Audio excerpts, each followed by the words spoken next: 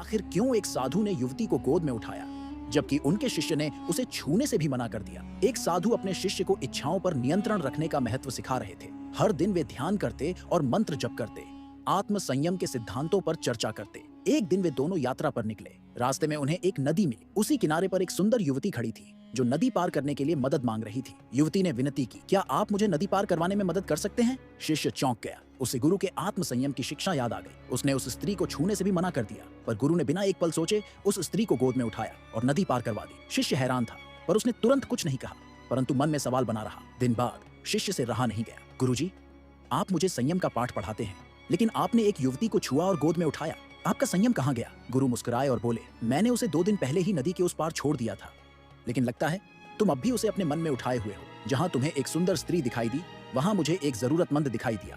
शिष्य को इस वाक्य की गहराई समझ आई। उसी क्षण उसे यह समझ में आया कि संयम का मतलब परिस्थितियों से भागना नहीं, बल्कि उनसे जुड़े बिना जीना है।